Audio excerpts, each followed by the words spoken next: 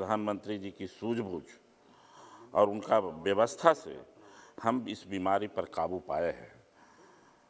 इसके लिए माननीय प्रधानमंत्री जी को मैं बधाई और धन्यवाद देता हूं। माननीय वित्त मंत्री जी को बधाई देता हूं कि उन्होंने इतना अच्छा बजट लेकर आया है। सबका साथ, सबका विकास, आत्मनिर्भर भारत बनाने का जो प्रयास है, इसके लिए मैं वित्त मंत्री जी और वित्त राज्य मंत्री जी को भी बधाई और धन्यवाद देता हूं। सभापति महोदय, इस बजट पेश करने से पहले हम लोग सोच रहे थे कि किसानों का बजट होगा कि नहीं। विपक्ष के लोग इतना हंगामा कर रहे थे कि, लेकिन जब बजट का मैंने देखा तो मुझे ये याद आ गया कि जब देश के प्रधानमंत्री अटल बिहारी वाजपेयी थे, उस समय का बजट और आज का बजट दोनों सेम है। यह बजट किसानों का बजट है, गांव में रहने वाले लोगों की बजट है। इस बजट से साफ झलकता है कि जब से एनडीए की सरकार बनी है, तब से लगातार आज गांव में विकास हो रहा है। कांग्रेस सत्ता में लगभग 50 से 60 साल रहा, लेकिन गांव की ओर देखा नहीं। आज लोग कहते हैं कि हमारे इलाके में ट्रांसपोर्ट का भवन नहीं है, कलेक्टेरिएट नहीं है, तो क्या कर रहे थे 50 साल से।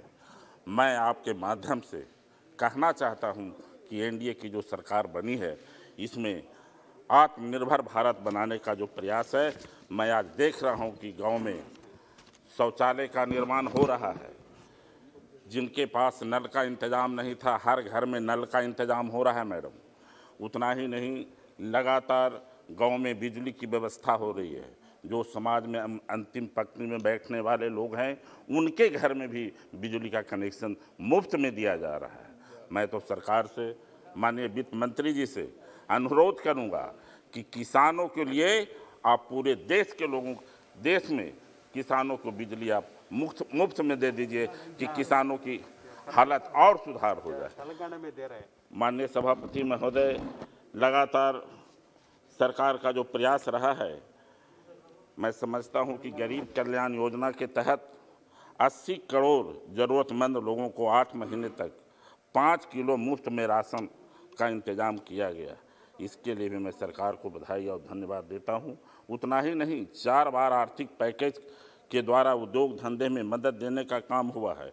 यह सब दर्शाता है कि माननीय प्रधानमंत्री जी और वित्त मंत्री जी का जो तरीका है, जो देश की तरक्की की ओर ले जाएगा।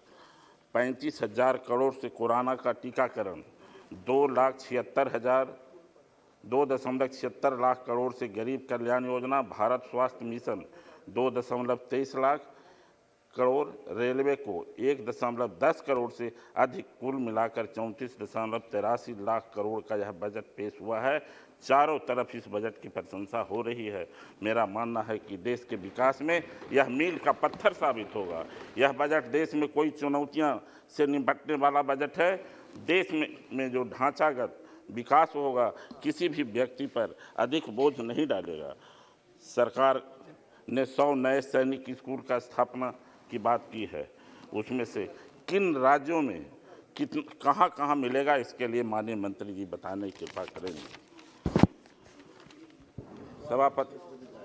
सभापति महोदय, हमारे संसदीय क्षेत्र में सैनिक स्कूल है और इतना सैनिक अच्छा स्कूल है कि पूरे देश में सबसे अच्छा रिजल्ट राजगीर सैनिक स्कूल का होता है। मैं माननीय मंत्री जी से चाहूँगा कि अगर सबसे अच्छा रिजल्ट नालंदा सैनिक स्कूल का होता है तो उसकी व्यवस्था, उसका बजट थोड़ा और दे दे कि वहाँ के लड़कों की, बच्चों की गुणवत्ता और बढ़े। इस बजट में स्वास्थ्य के प्रति काफ़ी ध्यान दिया गया है। लगातार शिक्षा के क्षेत्र में भी काफ़ी 1500 आदर्श विद्यालय खोलने की बात कही गई है। माननीय मंत्री जी से मैं अनुरोध करूंगा कि जिन राज्यों में कितना विद्यालय खोला जाएगा, इसे दर्शाने की जरूरत है। जीएसटी में अभी भी व्यापारियों एवं उद्योग को कुछ परेशानियां हैं। यह मासिक रिटर्न का डिपॉजिट का है। अगर जीएसटी का भुगतान 3 महीना का गारंटी कर दिया जाए तो इससे उन्हें काफ़ी राहत मिलेगा। इसी प्रकार वैट के रजिस्ट्रेशन में जमा सिक्योरिटी मनी भी व्यापारियों और उद्योगों को वापस मिलना चाहिए। यह सुविधा होने से इस सेक्टर में रहने वाले लोगों को मदद मिलेगा। सरकार द्वारा स्वास्थ्य को 137% का अधिक बजट में आवंटन किया गया है।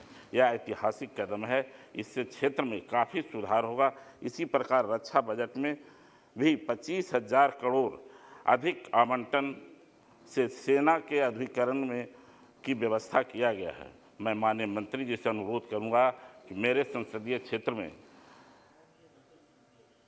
रक्षा